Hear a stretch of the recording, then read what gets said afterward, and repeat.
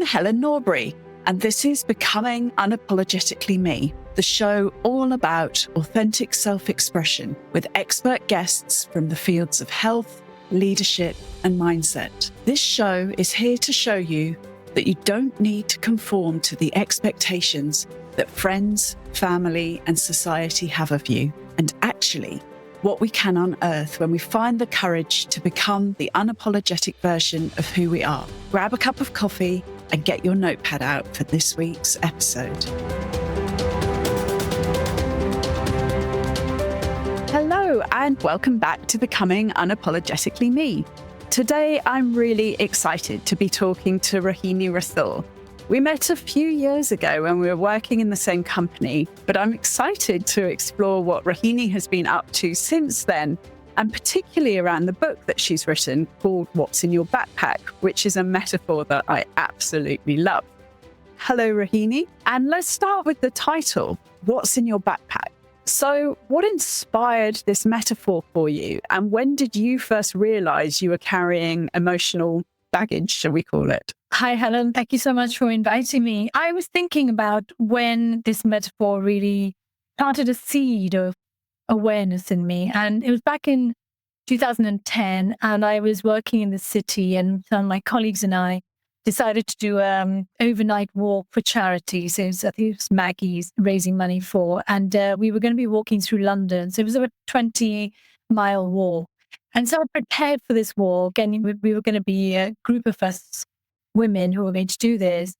And I remember on that evening, I took my rucksack with me, and I put a load of things in there which I thought I might need during that walk, including extra clothes, deodorant, water bottle.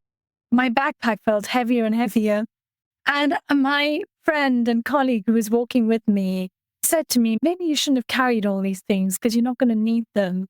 And I thought, yeah, it's a bit late now because I'm carrying deodorant. What made me think I needed that? It's only a few hours walk. And it made my whole experience so much more difficult because I experienced the weight on my shoulders. And then she was really kind, and she was talking to me, and she took my bag off me. And later on, obviously, the realization has come much later that what are we carrying that we're not even aware of? So in my case, obviously, I knew what I was carrying, and I had the option to offload some of that stuff and decide that it was not serving me well to have so much stuff in my bag. But we go through life and we're carrying stuff that often we don't even know we're carrying. And it's that awareness of what am I carrying? And so that metaphor seemed like a really elegant one that most people can resonate with. So yeah, that's a little bit of maybe a history of where that idea was planted in my mind. Yeah, it's so true, isn't it? And then I suppose to build upon that metaphor, there's someone walking behind you, like chucking more in your backpack, and you don't even realize that it's there at all. And you're like, that wasn't even mine. Like, where did it come from? So yeah, I can really resonate with that story and that metaphor for sure. So what have you found in your, if we wind the clock back a bit, some of the heaviest items in your personal backpack, and how did they shape your early life and your early part of your career by these things that you were carrying around in your backpack? So I would think that for me, I'm a very conflict-averse person.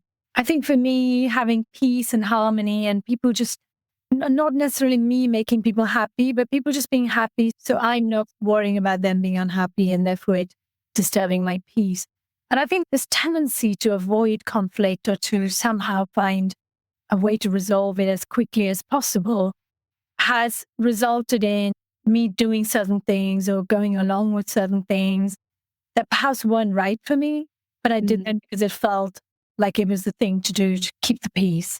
Yeah. And so I think what that has built in, and of course now that, where I am now with the awareness of hindsight, I can see it very clearly. Of course, at the time I couldn't. It builds up a certain amount of resentment, a certain amount of anger, but often that anger is not, for someone who's kind of peace-loving, that anger doesn't show up as anger. It generally morphs into things like frustration, irritation, passive aggression, stubbornness, and resentment. So I would say those were the things that really, over time, I accumulated quite a lot of. And how that shaped my life is that in hindsight, I probably went along with things that weren't quite right for me.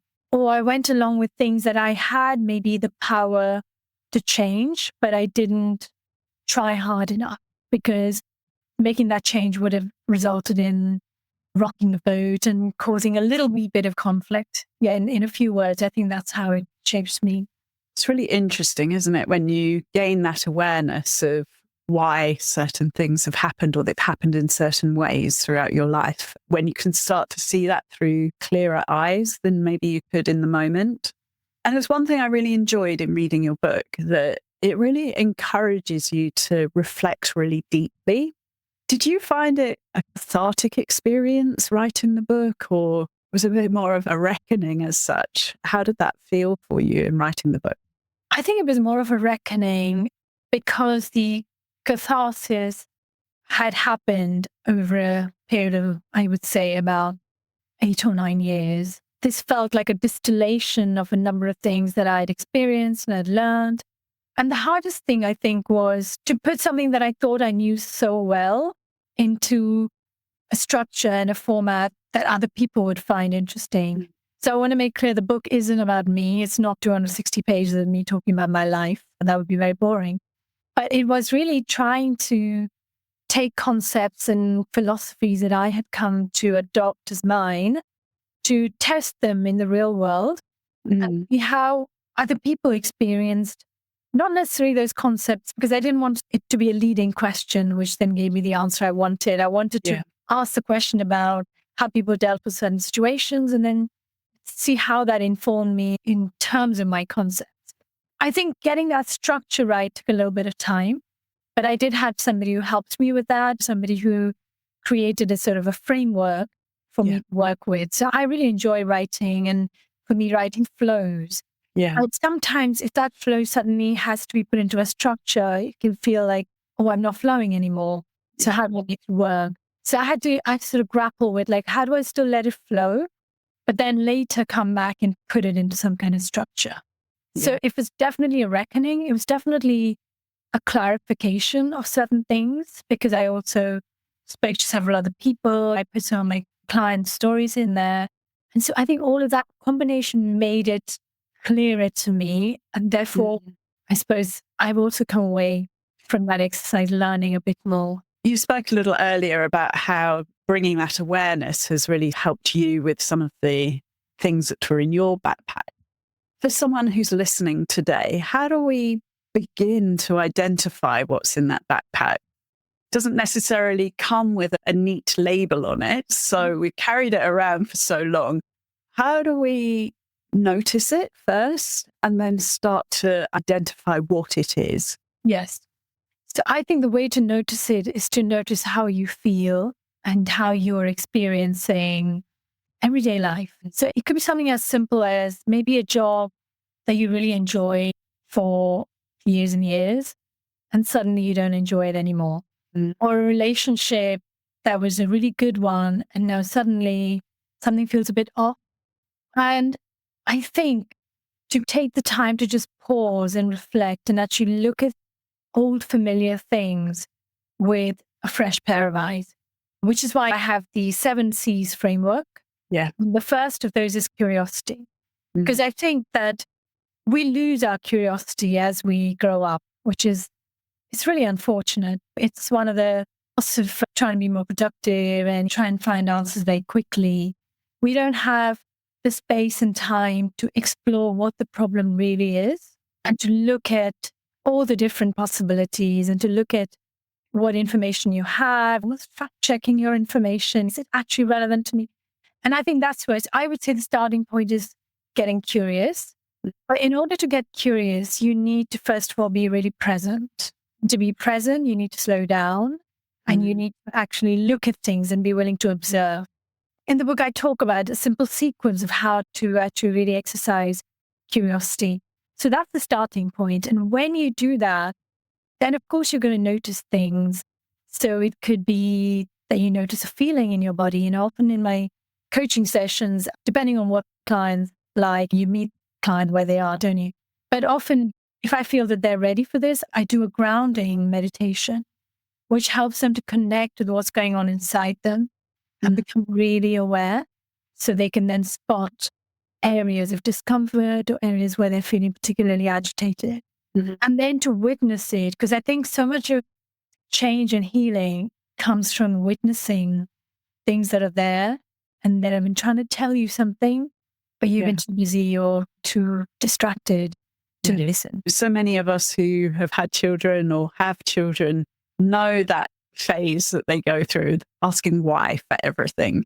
And you're right, we lose it at some point along life, don't we? Because maybe we get this perception that it's frustrating to the adults in our life. And I think related to that, there's often so much judgment around the feelings that we have in our own bodies.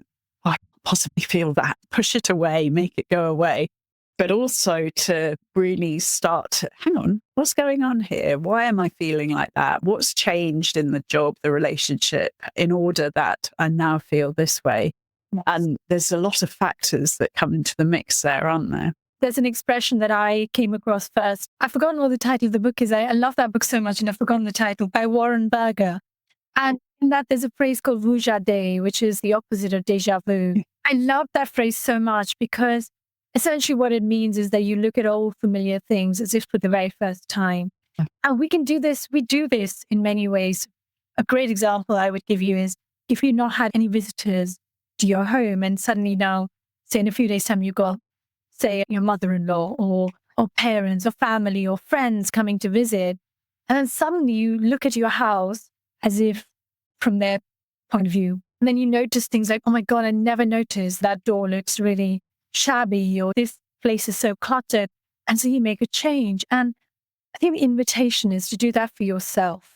Yeah. You don't look at yourself the way you always look at yourself because you think, well, I know myself really well. Why do I need to focus on me?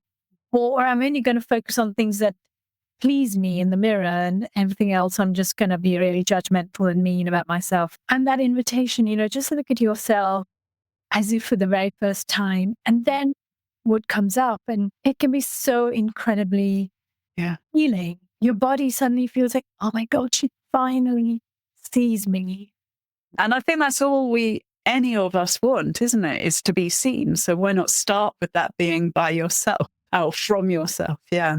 So you speak about the need to unpack. So take this backpack, take the things out before we can move forwards, which makes perfect sense. You can't just keep piling more and more into the backpack. But what does that process look like in real life? And maybe this is just the summary of the whole book, but maybe there's some sort of distinct process that you may have found along the way for how we start to unpack that backpack. Yes. Now, if you're like me, I do tend to hoard stuff, for various reasons, physically as well as metaphorically. And it's very daunting to think that suddenly you've got to declutter and you've got to clean and clear, because where do you begin? Especially if you've had a lifetime of accumulated baggage. So I would say begin where it feels right. It could be one small thing that you notice by yourself. So first of all, let's talk about what's in that backpack. One of them, obviously, is emotions. And these are emotions as a result of something that you experienced that was maybe difficult. Because generally, and this is not always true, but generally, positive emotions, we have permission to express. So if you're happy, no one's going to be, unless someone's really cruel, they're not going to stop you from looking happy or smiling or being happy. But if you're angry, if you're sad, there is a bit of judgment around it. So the chances are that the emotions that you have put in your backpack are those uncomfortable ones that were hard to not only process, but even to experience in the moment. Even as a child, as a child, a good example is a child who got shouted at in public by their parent who was just irritated by maybe them asking too many questions, suddenly felt this deep humiliation because everyone stopped and looked, right? But imagine the power dynamic between that small child who's now crushed with this humiliation and the parent who's like completely oblivious and still raging at this child. How does that child then deal with that emotion? Because they're not going to get any sympathy from the parent who's really very angry. So they might just bottle it up and they might feel sad about it, but they don't know how to process it. And now just multiply that by many such occasions. Because once you have a particular emotion, it's called the attractive factor. You have a tendency to have a certain kind of emotion happen to you because that parent is probably, there's a pattern that parent gets with that humiliation isn't an isolated incident. It's probably one more to just use that same example. So this child could grow up to be someone for whom humiliation has been an emotion that has recurred in their life repeatedly, and it is now a big part of their emotional baggage. Of course, even as an adult, to explore that is difficult because you shoved it away because it was uncomfortable. So I would say the starting point is not to necessarily go to that worst thing. Maybe therapy helps you unpack some of it. So I think for someone who's dealt with a lot of emotional baggage, therapy, journaling, anything that allows you to what I call verbally ventilate is helpful because you allowed it, you breathed life into it. Even writing can help you do that. However, there's a danger that you end up wallowing in it. So I think talk therapy that becomes very repetitive, where you're invited to revisit that same trauma, is that you're processing and you're reprocessing, you're not letting it go. Yeah. So I think the challenge is to identify something, to look at it, say, okay, I see this. I see why this happened. That's also important from your own perspective. See, oh yeah, I see that was the first time I felt that emotion and I could see the pattern. And what do I want to do with this emotion now? First of all, I recognize that there was a reason why I packed it away because I needed to deal with life and I couldn't do it while I had this emotion so raw in me. And now that I'm older and I'm not in that same vulnerable position, if I had a similar thing, what could I do differently? There's many different sort of aspects to it. But I think the starting point is the awareness to then look at, what do I need this tool? Does it serve me? No. Can I let it go? Other things could be things like behaviors, which are sort of rooted into emotions because our emotions drive our behaviors, they drive our thoughts. Often behaviors are almost sort of autopilot because we behave in a certain way. So we're not even thinking about it. Awareness of that is also very helpful to then make that change. So I think the key to everything is greater awareness. That's how you begin. And it's a process, and which is why the book has so many prompts and questions, because there's no one size fits all, and it's going to take as long as it's going to take. Yeah. And remember also, just because you're clearing your baggage doesn't mean new things aren't being still added. Life is still happening, but as you let go of some of these heaviest, darkest things, you feel lighter.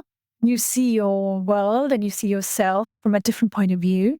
The things you attract change. Yeah. So maybe you start to attract different experiences, different people, different opportunities, and that then changes how your bag feels. Although I didn't call it unpacking my backpack at the time, I definitely resonate with that as I started to unpack my backpack, the group of people that I was with and who came into my life totally changed. And my friendship group has really changed over the years and lots of things like that. And I'm sure it was all related to the unpacking of the backpack, essentially. Exactly. You also talk a lot about generational beliefs and inherited narratives. So when we're unpacking, how do we know what's ours and what actually came from someone else? Or like that example you were just using with the mother and child and the beliefs that come about rejection or whatever it may be. The one I always think about is so many men, but as young boys were brought up back in the day with this boys don't cry type of story that they will no doubt have put into their backpack, and the impacts, I guess, that we're now seeing in the world today of these men who are not allowed to access their emotions. So when you're going through and unpacking, how do you know what's yours and what was never yours in the first place, but just got put in your bag? Such a great question. And thankfully, there is a way to find out. And this was one of the things that really blew my mind. So it was probably about 2 to 2.5 years ago, I came across this gentleman called Dr. Bradley Nelson, who's based in the US. He's a chiropractor, and he created something called the emotion code. Now, there's probably variations of that other people have created, but this is what I was drawn to. And I read his book, which is called The Emotion Code. And it basically talks about using muscle testing because our bodies actually are so wise. We have the knowledge of the whole universe inside us, but we're only tapping into what we're actually consciously trying to tap into. So what he was essentially saying, they use your body as a tool to get some of these answers to questions that your conscious mind does not know. So then I became a certified emotion code practitioner.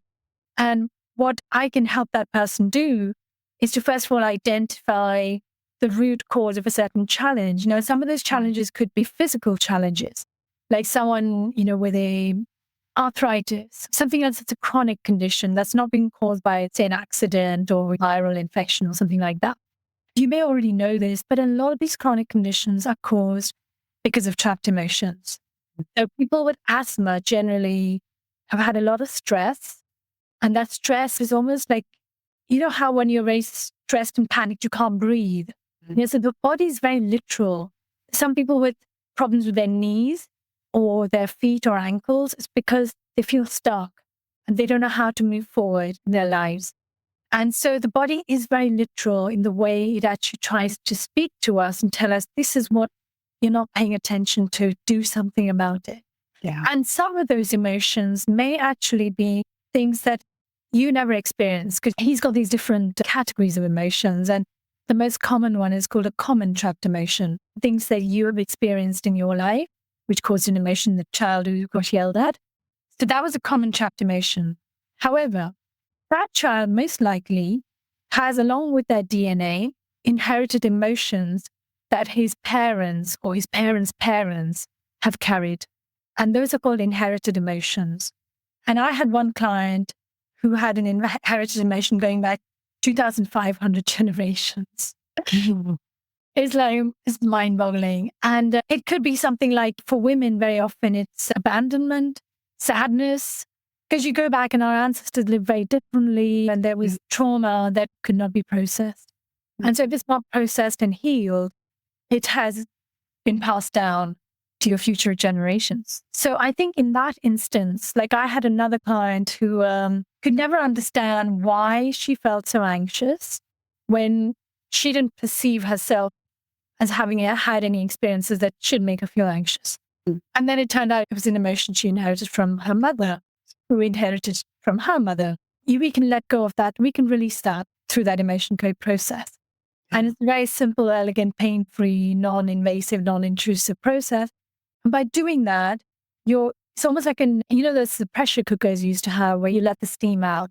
So it's like that. You let it out. And then in doing that, you also release it from your ancestors. Yeah. And you stop it from being passed down to your future generations. That was like a gap that previously I did not think I could help my clients with, and now found a way. Amazing. Yeah, it kind of reminds me, I think the moment when of course it makes sense, but the moment at which I realized that when my grandmother conceived my mother, my egg was already there, because obviously a woman is born already with all of her eggs in her ovaries. So everything that my grandmother lived through, I also lived through in some way. And then you think obviously rationing and things like that my grandparents would have lived through, the war years. And you're like, is it any wonder that so many emotions get passed from generation to generation? That's obviously just within three, like grandparent, parent, and child, but it can go so much further, of course. And what an amazing sort of extra skill to have to be able to support your clients with resolving that as well. What I love about that particular tool is that you could even just do this for yourself. Our bodies are just so amazing. For instance, you could just go and read that book and say, I'm going to try this for myself. Mm-hmm. I'm going to try it for my children. But to do it professionally, it's good to get a certification and make sure you're doing it right. But I love tools which actually put the power back in our hands, so we don't rely on someone else to do it for us. And the reason that's an elegant additional tool, because it taps into things that you cannot possibly be consciously aware of. Therapy, coaching, it relies on you. This is what I'm going through, and this is why I think it's happened. But if you don't even know, prenatal emotion, and it's another one, it's the one you're talking about when you've been conceived or you're an ovary, you're just an egg, there's still some element of consciousness already there, and it is experiencing and listening to what's going on in the mother's life. And yeah, it makes sense. You may have something that you're not even consciously aware of. So, how have you personally found that unpacking your emotional baggage has allowed you to show up more authentically in relationships, work? So I've been a number of, relationships that, looking at it now, I realize that I was not showing up in the way I would if I had to do it again. But of course, you can't change what's already happened. You can only look at it, take ownership for the things that you could have done differently, and then decide, where do I want to go from here now?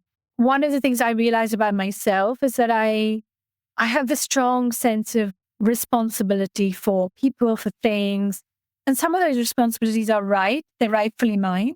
But many of them are not. They're other people's responsibility. People are responsible for their own happiness. And by me taking responsibility for their happiness, I'm depriving them of an opportunity to learn the lessons that they need to learn. So I think that definitely helped me to take a little step back, say, okay, and this is something that we coaches and therapists do. Oh, we want to help, like when you first start, I really want to help people who need help. But the question is, yeah, but do they want your help? Well, are they ready to be helped? And do they have other choices which involve maybe them doing something for themselves? So I think for me to be able to look at some of the deep problems in today's world and not feel so guilty or anxious about it, because we live in a world, there's so much going on that feels so wrong and so unjust and unfair and sad, that I think maybe even 5 to 10 years ago, I would have felt overwhelmed with sadness what's going on in the world. And I would have felt that it was my duty to do something. Yeah. Whether it's raising money for charity, whether it's setting up a charity or helping people with my time. And I think one of the biggest lessons that I have come away with is this knowing that we each are souls having a human experience, and we each chose this life. Yeah. Or at least we had a blueprint and a plan. Now, we may have forgotten all about it once we came here, and we may have completely derailed and got off in a different direction. But we have an opportunity to come back to ourselves and remind ourselves of, why am I really here?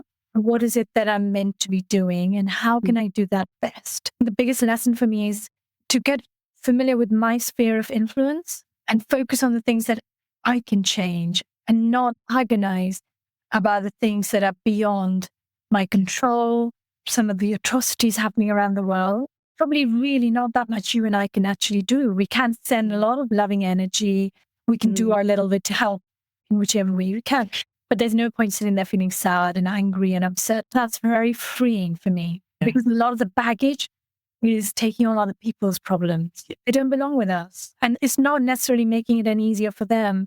Which actually segues really nicely into the next question that I wanted to ask you, which is, what do you see as some of those really common coping items or coping mechanisms that women in particular may carry? The things that look helpful on the outside, but actually they end up weighing you down. So things like perfectionism, people pleasing.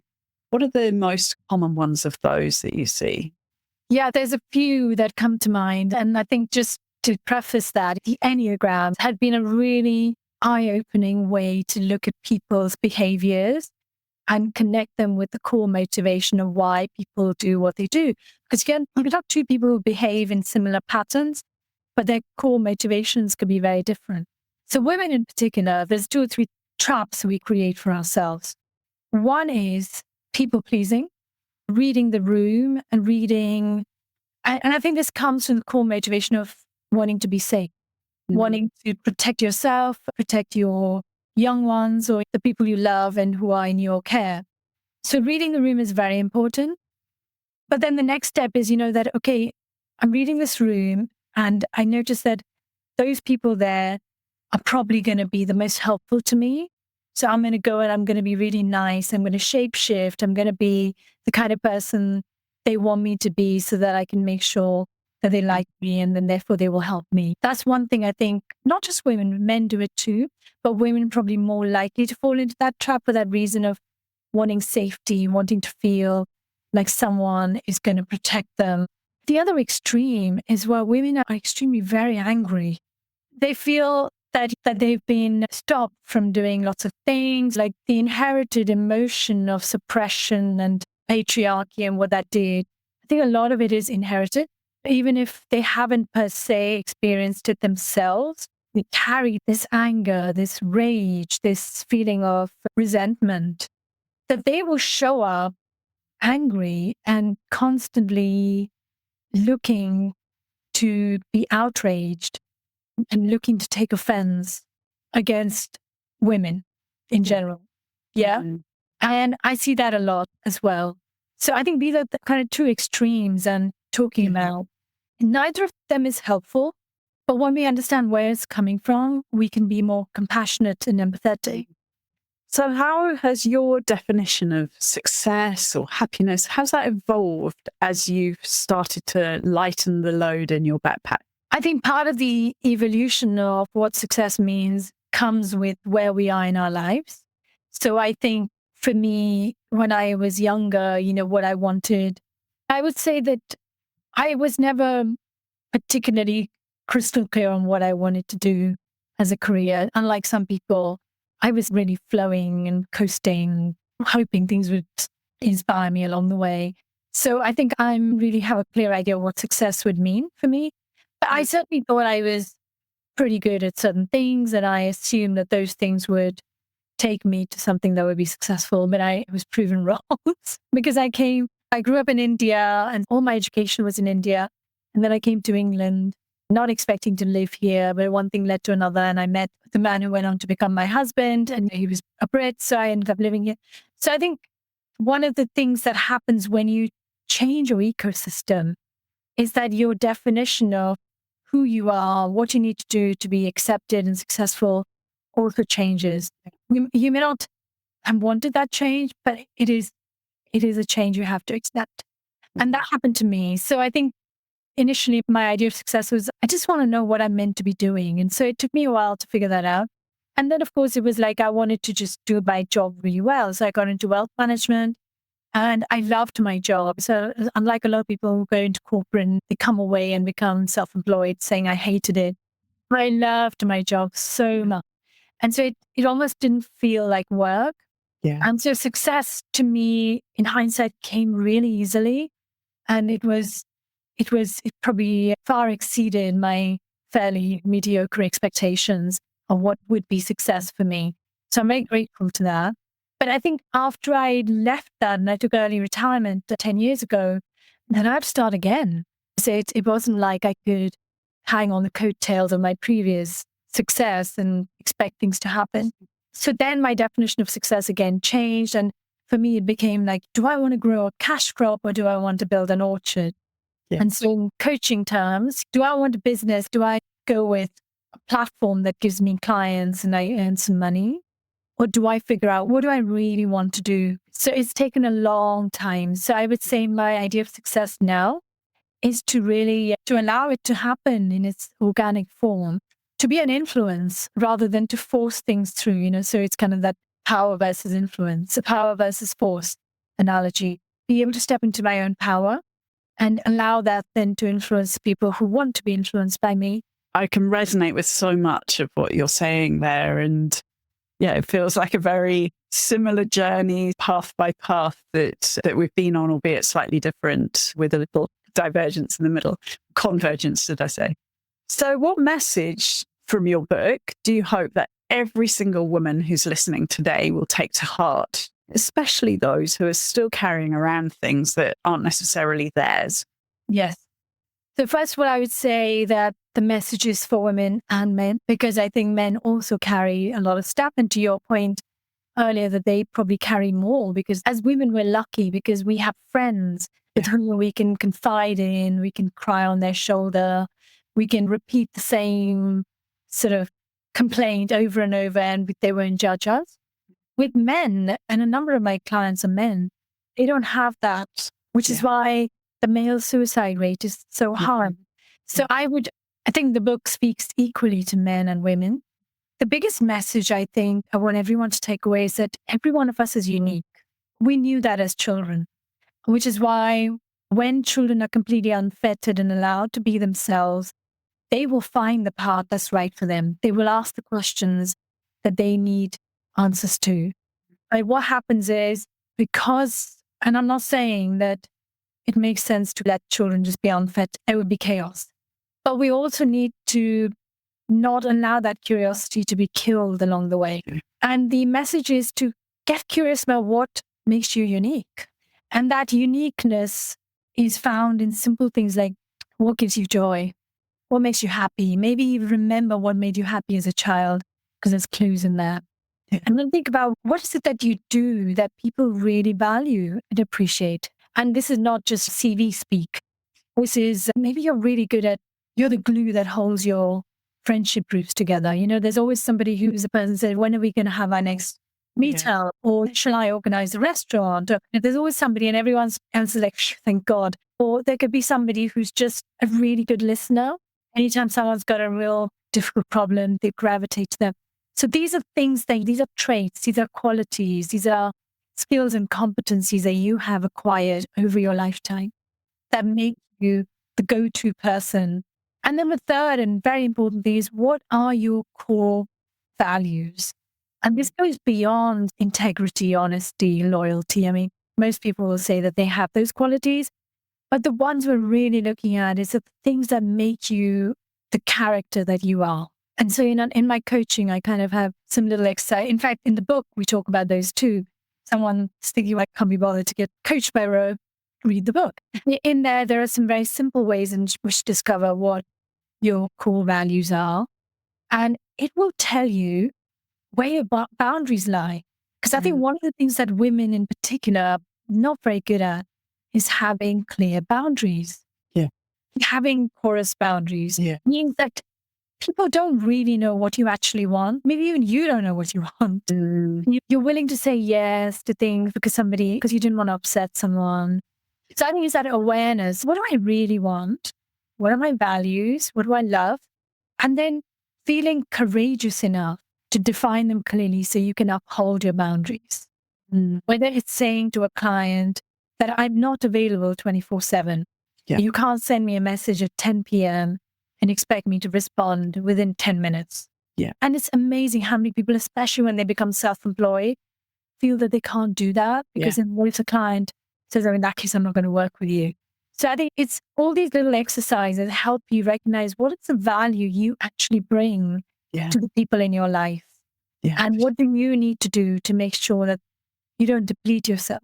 I absolutely love reading your book and all these questions that it got me asking to myself. And I highly recommend it to anyone listening, and we'll include a link in the show notes. But the conversation has just put all the embellishment around that. And it's been so good to talk to you today, Rohini, about not just the book, but everything that kind of went into the creation of it as well. So thank you so much for your time, your experiences, your energy, and everything that you've brought to this conversation today. Thank you. I've enjoyed it so much. It's always a pleasure to talk about the things that we know will make life easier for people, and for them to know that it's actually not that difficult to make even one small change. You've got to just begin somewhere. And maybe that first step is to listen to this podcast conversation if they read the book. And if people are in the UK and they would like a signed copy of the book, they can even buy it direct from me, and I can send it in the post, free of postage and packaging.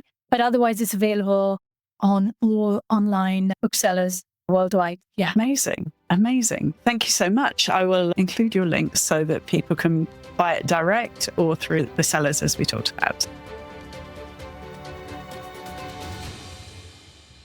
Thank you for listening to this episode of Becoming Unapologetically Me. Make sure you subscribe to the show on Apple Podcasts, Spotify, YouTube, or wherever you listen to your podcasts so you never miss an episode.